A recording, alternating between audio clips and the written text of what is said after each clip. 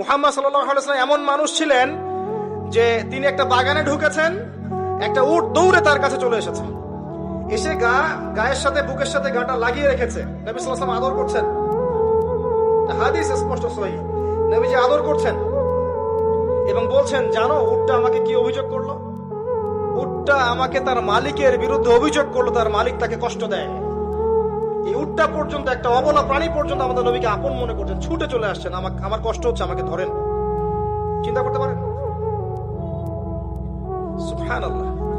নবী সাল্লাল্লাহু আলাইহি ওয়াসাল্লাম যখন মসজিদ নববী নির্মাণ করেছেন, ওখানে একটা খুঁটি ছিল, না অনেকে জানেন, খুঁটি ছিল। যখন মিম্বর এসেছে, মিম্বর, তখন তিনি মিম্বরে দাঁড়িয়ে বয়ান করা, খুতবা দেওয়া শুরু করেছেন। তখন ওই যে খুঁটি, ওই খুঁটিটা থেকে কান্নার ডকডক আওয়াজ শোনা যেত।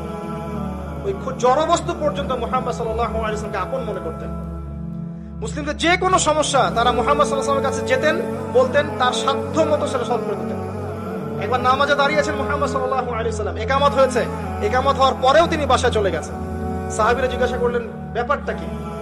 নবীজি বললেন, আমার কাছে কয়েকটা দিনার ছিল, ওগুলো দান সাদাকা করে দিয়ে তারপর এসেছে। কি বুঝছেন? কিছু মানুষ এসেছে, জীর্ণ শীর্ণ, খাবার নাই, কাপড় নাই, নবীজিকে বলছেন, নবীজি সাল্লাল্লাহু আলাইহি ওয়াসাল্লাম, আমরা এই সমস্যায় আছি। নবীজি দেখে এত মায়া লাগলো, চোখ দিয়ে দরদর করে পানি পড়তে লাগলো। তিনি সাহাবীদেরকে বলেন, হে সাহাবীরা, তোমাদের মাঝে কি দানশীলরা নেই? নিয়ে আসো, তোমাদের কাছে যা আছে নিয়ে আসো। সবাই কিছু কিছু করে আনা শুরু করলো। আস্তে আস্তে আস্তে আস্তে স্তূপ হয়ে গেল সম্পদের।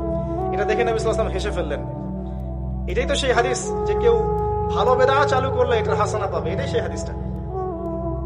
তো নবী সাল্লাল্লাহু আলাইহি ওয়াসাল্লামকে সাহাবীরা আপন মনে করেছেন। এখন কাকে আপন মনে করবেন আপনি? আমাকে? আমার মধ্যে তো নবীর সুন্নতের 5%ও নাই। আপনাকে দেখে মনে হচ্ছে আমাকে যে আমি অনেক বড় স্কলার, মুফাসসিরে কোরআন অমুক তমুক। আমি নিজেই তো বুঝতে পারছি যে আমার ভিতরে নবী সাল্লাল্লাহু আলাইহি ওয়াসাল্লামের সুন্নাতের 10%ও নাই। কে আপনাকে নসিহত করবে? কে আপনাকে তাজকিয়া করবে? যারা এমন আল্লাহওয়ালা মানুষ, যারা এমন তাকওয়াওয়ালা মানুষ, নূরওয়ালা মানুষ, এই মানুষগুলোর কাছে গিয়ে পড়ে থাকেন, এই মানুষগুলোর কাছে গিয়ে সহবতে গিয়ে পড়ে থাকেন, খুঁজে নেন এই মানুষগুলোকে, কোথায় আছে খুঁজে নেন। আমি জানি না কোথায় আছে।